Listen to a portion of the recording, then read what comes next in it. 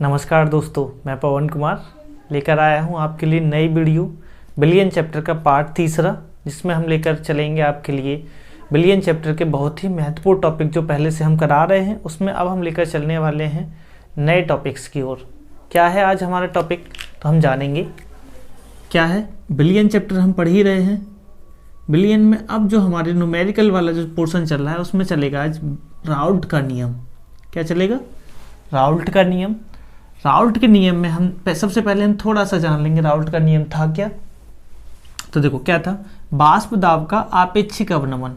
वाष्प दाब का आपेक्षिक अवनमन विलेय की ग्राम अणुओं की संख्या तथा बिलियन में उपस्थित ग्राम अणुओं की संख्या के अनुपात। अगर यहाँ से समझ नहीं आए तो यहाँ से समझ लेना, बहुत छोटा सा है।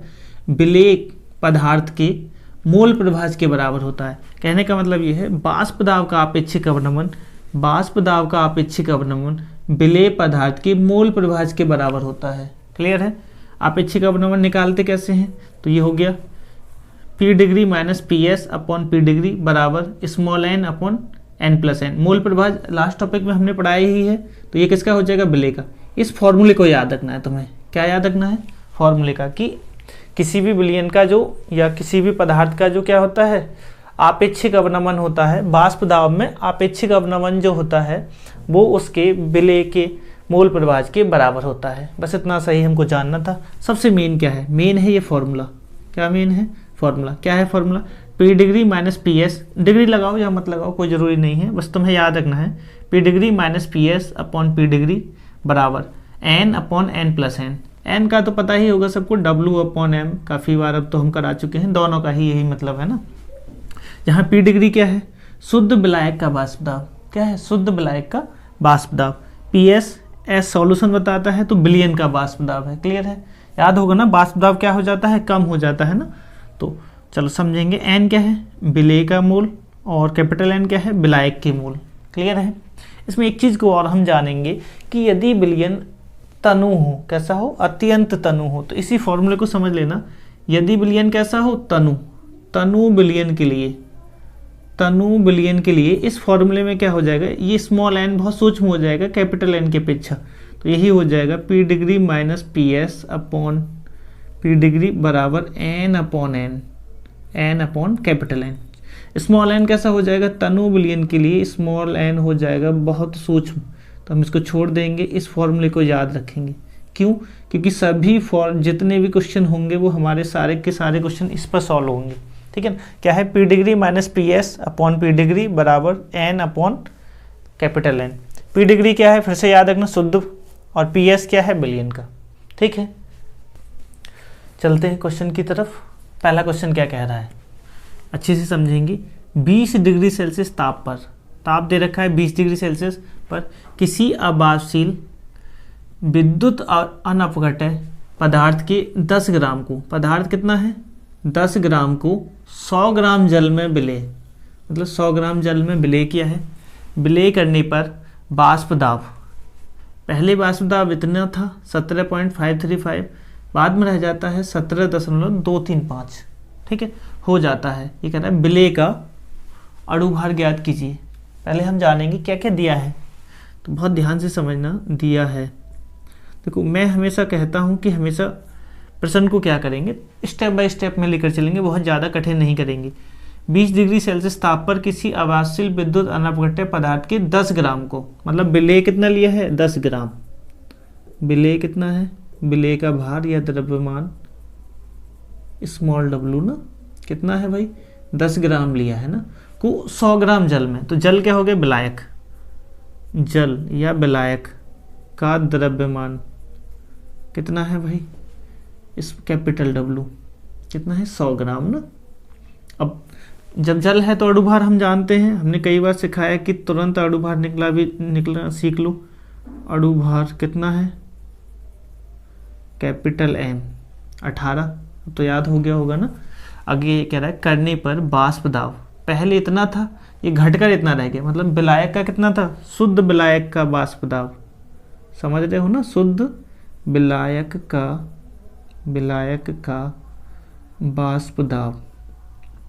शुद्ध विलायक का कैसे दिखाते हैं? P डिग्री है ना, या पी से भी दिखा दो, कितना था 17.535 mm, जो भी हो ना।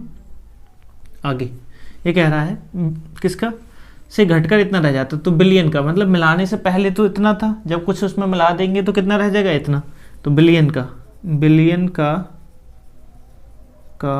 वाष्प दाब क्या है, PS क्या है भाई 17.235। क्लियर हो गया mm। पूछ क्या रहा है, विलेय का अणुभार ज्ञात कीजिए, तो यहीं लिख लेना यार, चलो हम नीचे लिख देते हैं विलेय का अणुभार। विलेय का अणुभार, विलेय स्मॉल है तो स्मॉल m पूछा है। फिर से हम कहेंगे क्या पढ़ाया है, एक ही फॉर्मूला, बहुत आसान सा क्वेश्चन आएगा और याद रखना राउल्ट का नियम आएगा जरूर, बहुत इंपॉर्टेंट है। राउल्ट का नियम बहुत इंपॉर्टेंट है, याद रखना इसको, ठीक है। वैसे हम परिभाषा कराते नहीं, इसीलिए कराई थी कि तुम याद रखो ना। देखो फॉर्मूला क्या हो जाएगा, P degree minus PS upon P degree बराबर N अपॉन कैपिटल N। अब तुम लोग जानते हो N अपॉन N क्या होता है, मैंने भी सिखाया था, small w upon small m upon capital W upon capital M, ठीक है ना।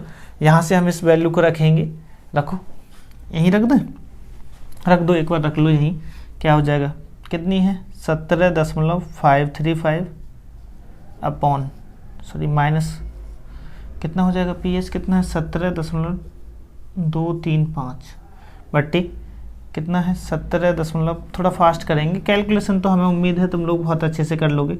W 10 ये बट्टे में नीचे ले लेंगे, 10 बट्टे M तो पूछा है गुणा कैपिटल W कितना है 100, तो यहाँ हो जाएगा 100, M पहुँच जाएगा ऊपर, M कितना है 18। क्लियर है, 0 से 0 काट लेना, इसको घटा लेना, यहाँ लिख दें, तो क्या हो जाएगा M बराबर हो जाएगा कितना 18 गुणा 17.535 बट्टे 10 गुणा 0.330 ना, देख लेना है कितना होगा। तो जब हम इससे करेंगे तो मुझे लगता है आना चाहिए लगभग 105 पॉइंट कुछ, ठीक। गुणा भाग तो कर लोगे, 0 से 0 काट देना, पॉइंट से पॉइंट हटा देना, तो लगभग इतना आ जाएगा। चलते हैं इस क्वेश्चन की ओर। क्वेश्चन क्या कह रहा है, ये कह रहा है किसी पदार्थ के 18.1 ग्राम को 100 ग्राम जल में घोला गया, 18.1 ग्राम को 100 ग्राम जल में घोला गया, बिलियन का वाष्प दाब 87 mm पाया गया। यदि इसी ताप पर जल का वाष्प दाब 92 mm हो तो पदार्थ का अणुभार ज्ञात कीजिए। कहने का मतलब ये, कोई एक पदार्थ है जिसकी मात्रा कितनी है, लिख दें पदार्थ की मात्रा कितनी है भाई 18.1 ग्राम। क्लियर है, समझ लेना, ये स्मॉल w हो जाएगा। क्लियर, आगे कह रहा है को 100 ग्राम जल में घोला, तो जल की मात्रा कितनी है, जल की मात्रा भाई जिसमें घोला जाता है वो कैपिटल लेते हैं, विलायक होता है, कितनी है 100 ग्राम, ठीक है। अणुभार हमें मालूम है जल का, अब तो ये चीज़ें ऑटोमेटिक हो जाती हैं ना 18, फिर भी लिख लेना ना जल का अणुभार, क्योंकि हमें याद है ये तो। चलो ठीक है, आगे कह रहा है बिलियन का वाष्प दाब 87 mm पाया गया, ठीक है। बिलियन का ध्यान से समझना, बिलियन का वाष्प दाब, वैसे हम लिख रहे हैं शॉर्ट में भी कर सकते थे, बिलियन का वाष्प दाब क्या है PS कितना होगा 87 mm पाया गया। क्लियर है, ये कहता है इसी ताप पर जल का वाष्प दाब, जल कैसा होता है शुद्ध, तो कहीं ना कहीं ऐसे लिख लो, चलो जल का वाष्प दाब क्या होगा P डिग्री कितना हो जाएगा 92 mm। तो ये कह रहा है पदार्थ का अणुभार ज्ञात कीजिए, फिर से वही क्वेश्चन हो गया, पदार्थ का अणुभार निकाल लोगे, हम कहेंगे कि खुद निकालना, क्या करना है ये खुद सॉल्व करना है, ठीक है। हम करा देते हैं, कोई दिक्कत नहीं है, लेकिन तुम क्या करेंगे खुद से निकालना ज़्यादा अच्छा रहेगा। अब हमने ये सिखा दिया है, एक बार और प्रैक्टिस कर लेना। राउल्ट का नियम हम देखेंगे, राउल्ट के नियम के अनुसार हम जानते हैं, क्या जानते हैं, P degree minus PS upon P degree बराबर ऐसे लिख लो N अपॉन N या small w upon small m into capital W into capital M, ठीक है। कैपिटल W याद रखना, इस फॉर्मूले को कहाँ से आया समझ गए ना, N अपॉन N से, N अपॉन कैपिटल N से ना। चलो रख दो फॉर्मूले में सब कुछ, पी डिग्री कितना है 92, यहाँ कर देते हैं ना सॉल्व। 92 माइनस कितना घटाना है 87 अपॉन 92 बराबर स्मॉल डब्लू कितना है 18.1 इंटू कैपिटल एम कितना है 18 अपॉन स्मॉल एम पूछा है गुणा कैपिटल डब्लू कितना है 100। हमें उम्मीद है ये इधर ले जाना, इसको इधर कर देना, तो ये m बराबर हो जाएगा कितना हो जाएगा 18.1 इंटू 18 इंटू 92 अपॉन 100 गुणा यहाँ से कितना आएगा 5। क्लियर है।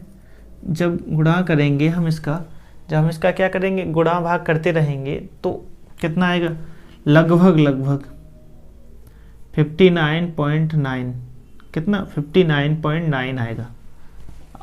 आगे तुम लोग गुणा भाग कर लेना घर पे। अब हम जानेंगे अगला टॉपिक। क्या है टॉपिक का नाम क्वथनांक में उन्नयन। याद रखना यहाँ से क्वेश्चन आने ही आने हैं, तो हम इनको थोड़ा सा ढंग से पढ़ेंगे ना, बहुत थोड़ा सा नहीं, बहुत ढंग से पढ़ेंगे, बहुत इंपॉर्टेंट है ये टॉपिक। क्या पढ़ रहे हैं बिलियन चैप्टर, उसमें कौन सा टॉपिक अब शुरू कर रहे हैं क्वथनांक में उन्नयन।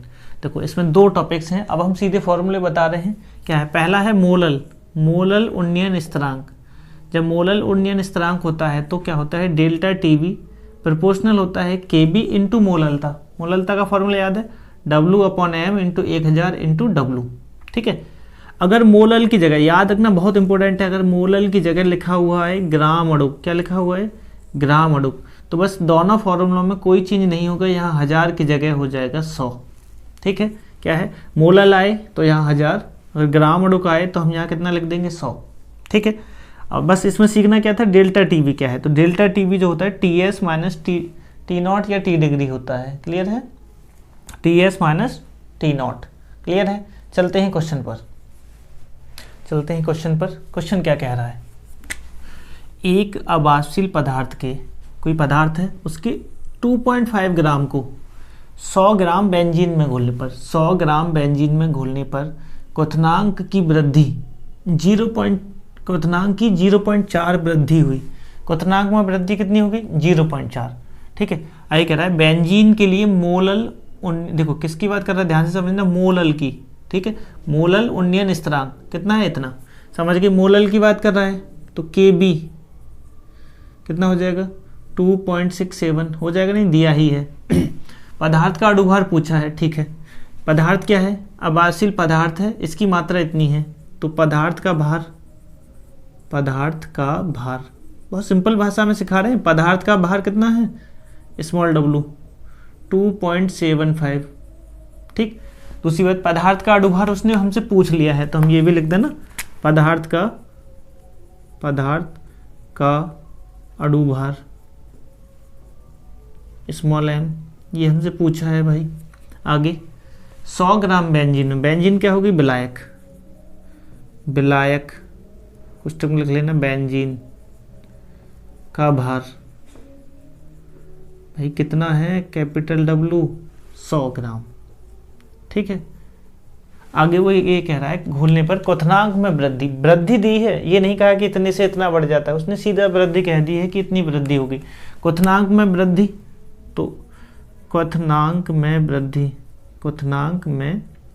वृद्धि क्या कहलाता है क्वथनांक में उन्नयन। ध्यान रखना यही है डेल्टा TB कितना दे रखा है 0.4। क्लियर है। समझना यही है क्वथनांक में वृद्धि हो जाती है, अभी हम बता भी रहे थे फॉर्मूला डेल्टा TB बराबर याद रखना KB इंटू मोललता का याद है ना। ठीक है।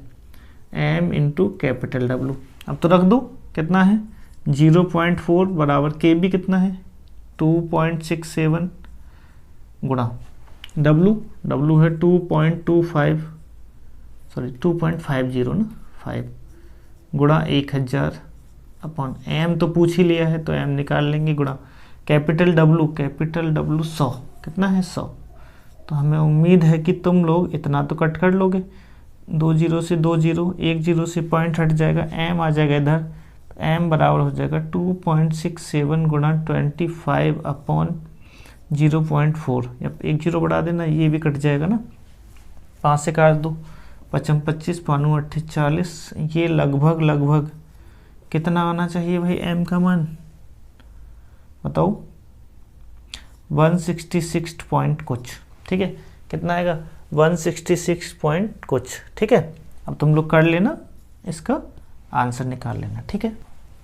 चलिए क्वेश्चन पर चलते हैं। अगला क्वेश्चन क्या कह रहा है, ये कह रहा है गन्ने की शक्कर के 1.17 ग्राम को 25 ग्राम जल में घोलने पर विलायक का क्वथनांक इतना बढ़ जाता है, बढ़ना समझ लो वृद्धि हुई है। आगे कह रहा है विलायक का अणुक, याद रखना ये ग्राम अणुक वाला कह रहा है, ग्राम अणुक उन्नयन स्थिरांक क्या होगा, ठीक है। ये कह रहा है गन्ने की शक्कर, तो गन्ने का भार या गन्ने पूरा ही लिखते हैं, गन्ने की शक्कर का भार, शक्कर का भार, गन्ने की शक्कर का भार कितना है, स्मॉल w, कितना हो जाएगा भाई 1.17 ग्राम।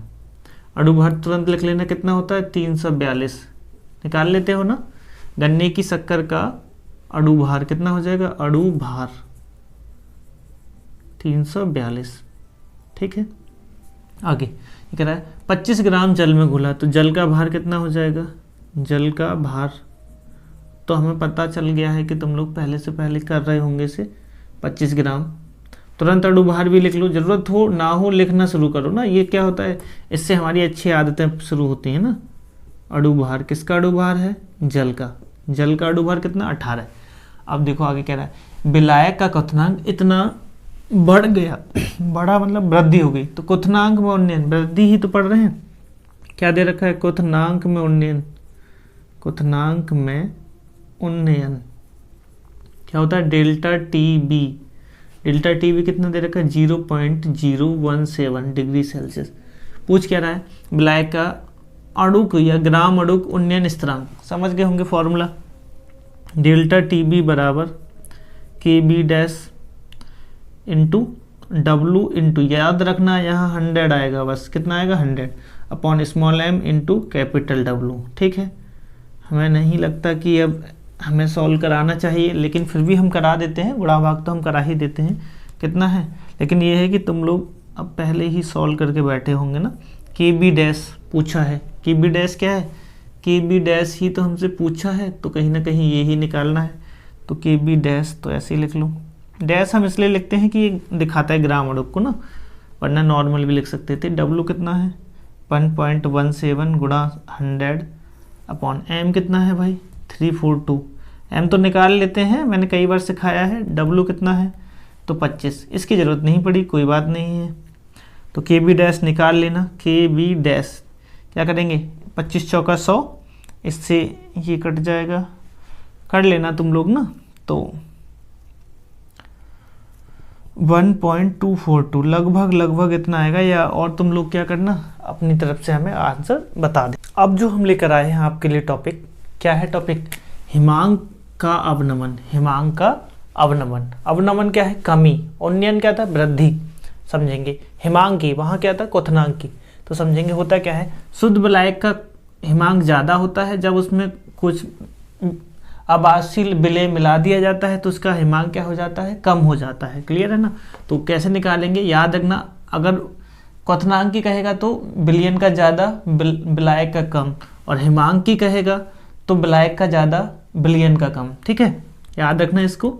अब बात आती है किसकी, तो देखो कोई चीज़ नहीं है, वहाँ बी था यहाँ एफ है, बस मैं कहूँगा ज़्यादा नहीं पढ़ना, बहुत ज़्यादा याद करने से भी कुछ होगा नहीं, कम मेहनत से ज़्यादा चीज़ें करनी है तो ट्रिक से सीख लेना। वहाँ क्या था बी, यहाँ क्या है एफ, जब यहाँ 1000 आता है तो यहाँ हमने पहले ही बताया है मोलल है, और अगर ग्राम अणुक है तो क्या हो जाएगा 100, क्लियर है, तो क्या हो जाएगा मोलल अवनमन स्थिरांक, ठीक है। वहाँ क्या था उन्नयन, उन्नयन मतलब वहाँ वृद्धि हो रही थी, यहाँ क्या हो रही है कमी, तो डेल्टा टी एफ बराबर K F into W into 1000 upon M into capital W. K F क्या है, तो यही है मोलल अवनमन स्थिरांक।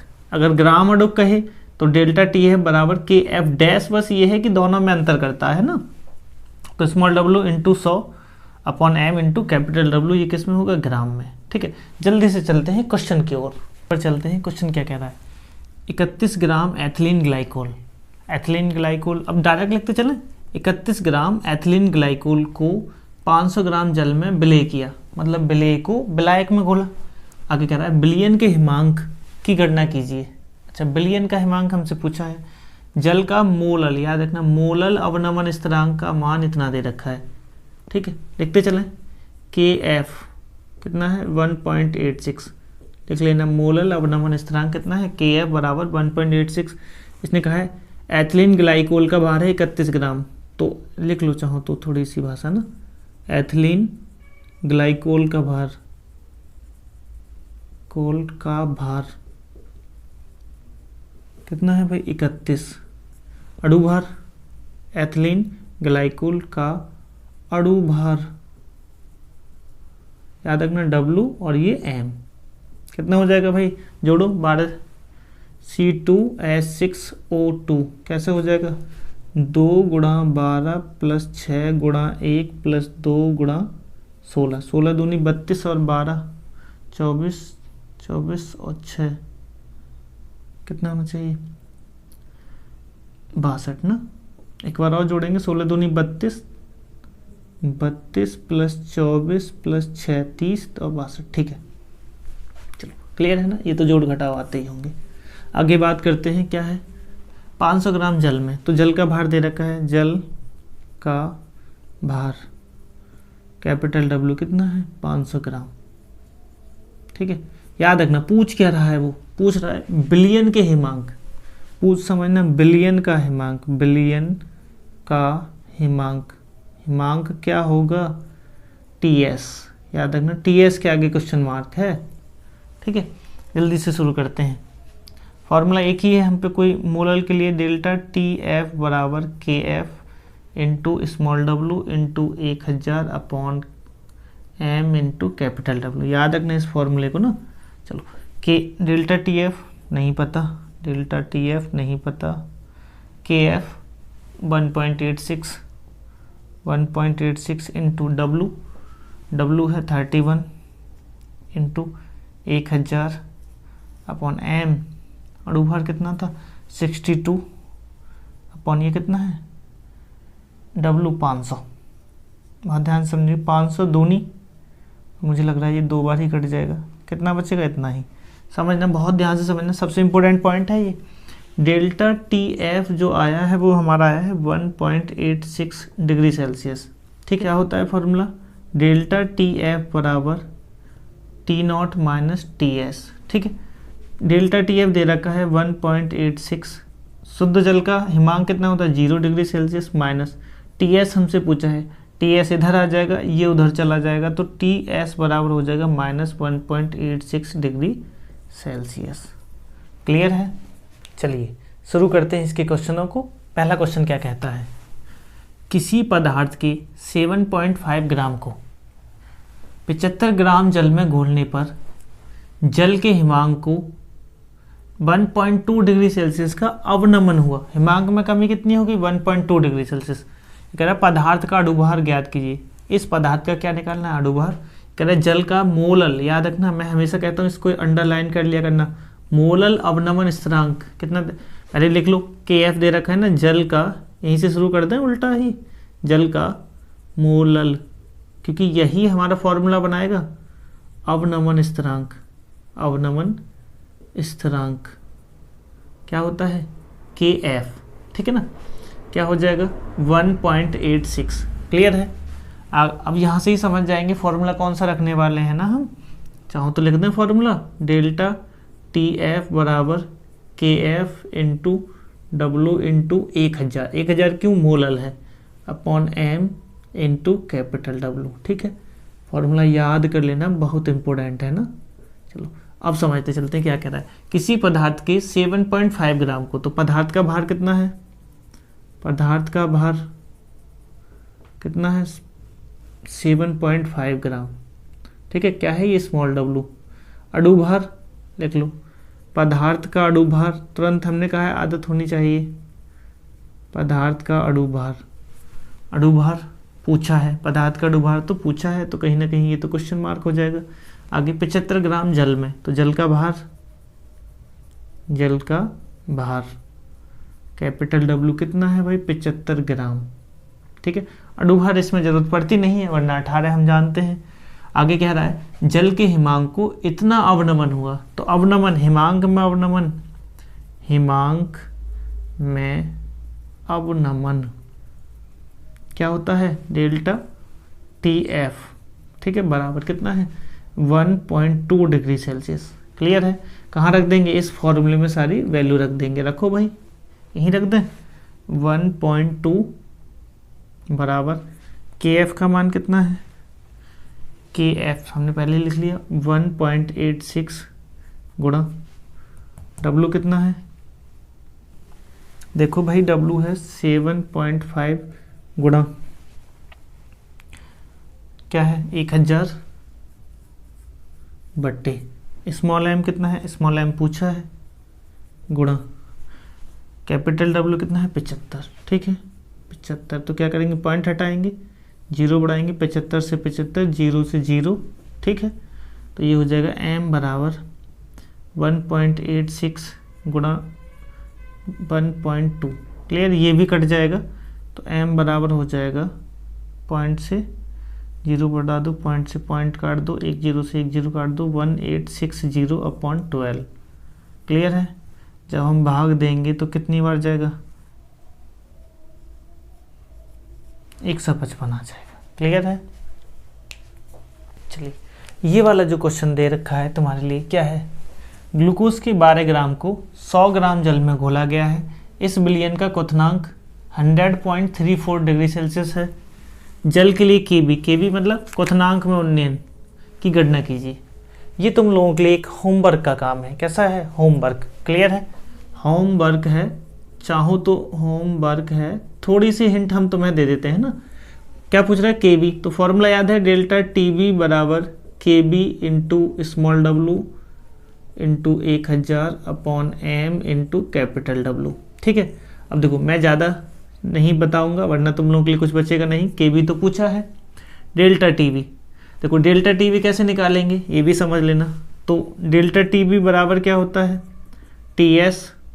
TS minus T0।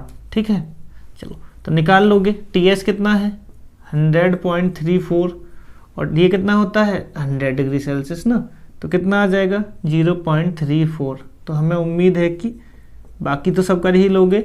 समझो डेल्टा टीवी कितना आ गया 0.34, स्मॉल डब्लू 12 ग्राम है ग्लूकोज, कैपिटल डब्लू 100 ग्राम है, कितना है 100, और एम ग्लूकोज का डूभार लगभग 180 होता है, निकाल लेना।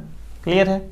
अब मुझे नहीं लगता कि मैं गुणा भी कराऊंगा, ये तुम लोगों का क्या है होमवर्क है। वैसे तुम्हारा खुद का काम था, मैंने सिर्फ इस वजह से बताया कि ये कैसे निकलना है ना, थोड़ा सा तुम्हें आइडिया हो जाएगा। क्लियर है, सबको समझ में आ रहा है। आप लोगों ने जैसा कहा था कि सर बिलियन चैप्टर कराना है, अब हमने आपके लिए सभी तरह के इसके क्वेश्चन करा दिए हैं। अब क्या करना, इन्हीं क्वेश्चनों को बार बार रिवाइज कर लेना या इन्हीं पर आधारित अन्य प्रकार के सभी प्रश्न को कर लेना। 100% यहाँ से तुम्हारे पेपर में क्वेश्चन आएंगे।